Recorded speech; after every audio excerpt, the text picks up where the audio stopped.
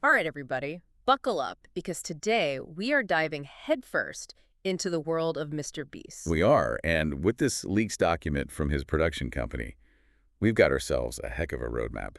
Seriously, this thing reads like a playbook for building a YouTube empire. We're talking strategies, we're talking company culture, and yeah, even some of those eyebrow-raising decisions behind the scenes. It's a blueprint, no doubt. And one that we're going to dissect from every angle. The good, the bad, the fascinating, and everything in between. Now, one thing that jumps out right away from this document is their absolute laser focus on creating videos that grab viewers and don't let go. Oh, they're obsessed with data. Seriously, obsessed. Thumbnails, pacing, those surprise element, every little detail is crafted to keep those viewers glued to the screen. Like they've cracked the algorithm code. It's incredible they figured out exactly what makes YouTube tick. And they're willing to spend big to make those strategies a reality. Oh yeah, remember the Squid Game video?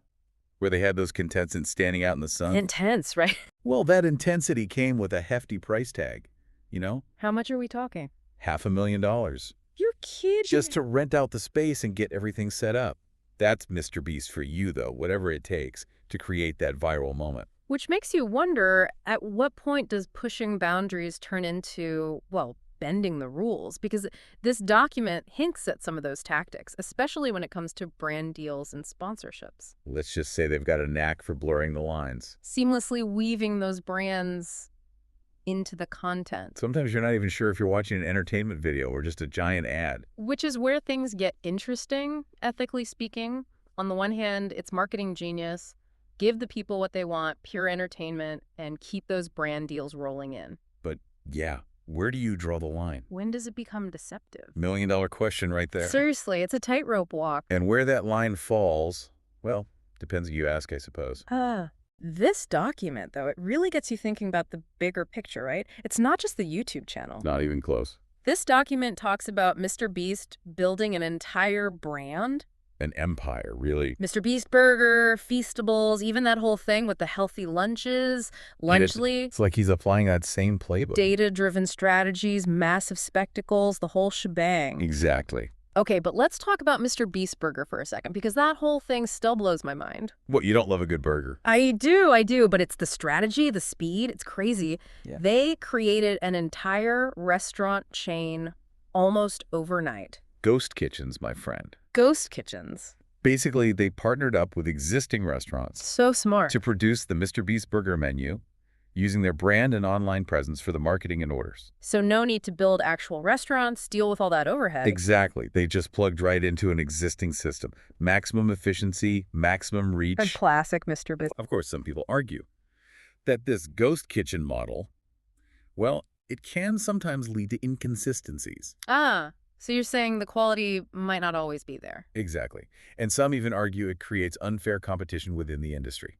Interesting. It's like that double-edged sword of success, right? Definitely something to consider. Okay, so let's talk about the people behind the success, because this document, it gets into their company culture, and it is, well, let's just say it's not your average 9 to 5. Intense is one way to put it. That's putting it mildly, especially when you consider this whole ABC player system they've got outlined in here. Yes, the ranking system. It's like something out of a video game. A players are the superstars, B players are good but replaceable, and C players, well, Let's just say you don't want to be a C player. definitely not. And it seems like this no doesn't mean no mentality, that constant pushing of boundaries, it's ingrained in the company culture. It's encouraged even, which, in the right context, can lead to incredible innovation.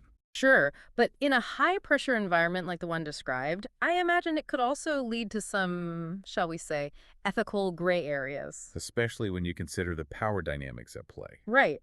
We're talking about a larger-than-life figure like Mr. Beast and his employees. It makes you wonder if anyone would feel comfortable speaking up, pushing back, if they felt something wasn't quite right. And that's where the system, the ranking, the pressure, it becomes really concerning. Because without open communication, without respect for boundaries, well, things can go south pretty quickly. And unfortunately, we've seen hints of that play out in the real world. The accusations of employee exploitation, the recent situation with cast member Ava Chris Tyson. It's a reminder that these online empires, these successful ventures, they're not always as glamorous as they appear. There's a whole lot going on beneath the surface. And sometimes those behind-the-scenes realities, they can be pretty messy. It makes you question the cost of success. At what point does the pursuit of views, of metrics, go too far? It's a question of viewers, consumers, we all have to ask ourselves, don't we?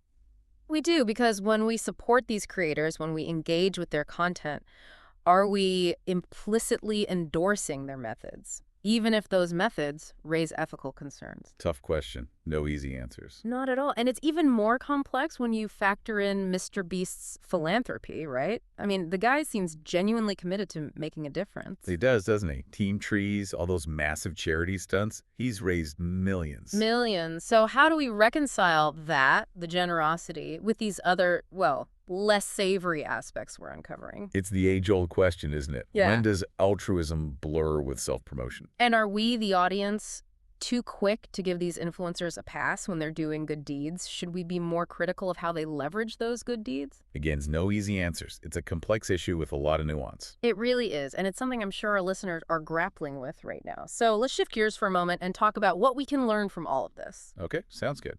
Because, let's be real, most of us aren't trying to build a YouTube empire or launch a ghost kitchen restaurant chain. That's true, but that doesn't mean there aren't valuable takeaways here for everyone, regardless of what you do.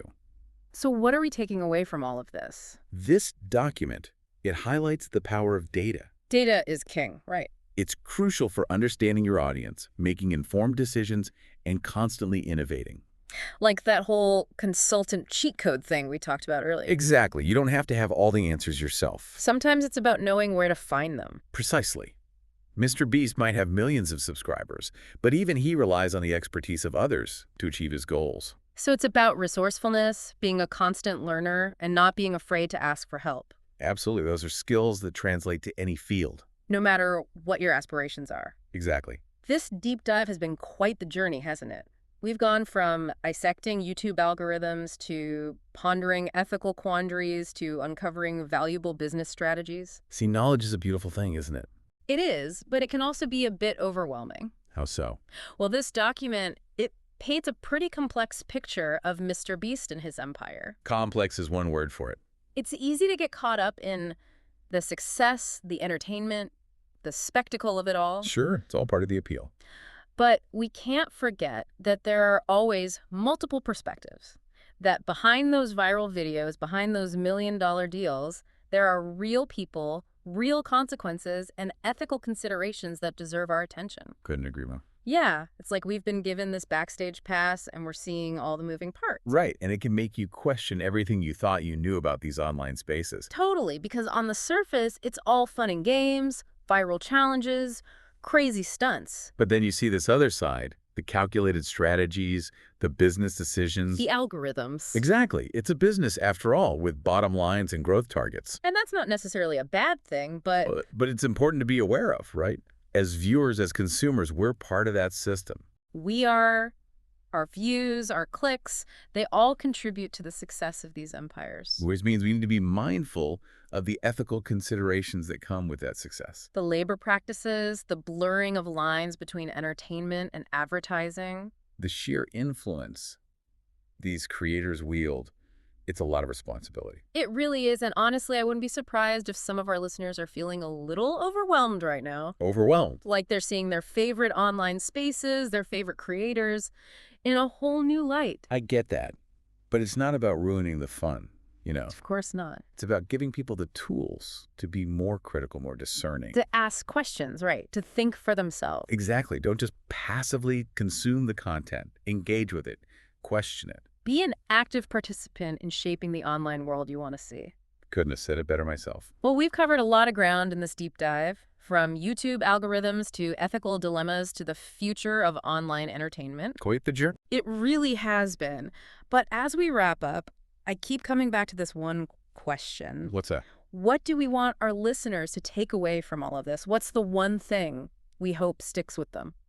I think it's pretty simple, actually. Okay, lay it on us. Don't just watch the show. Think about the show. Question the show. Engage with the world behind the show. That's where the real learning happens. So well said. And on that note, that's a wrap on this episode of The Deep Dive. Until next time. Keep asking those tough questions.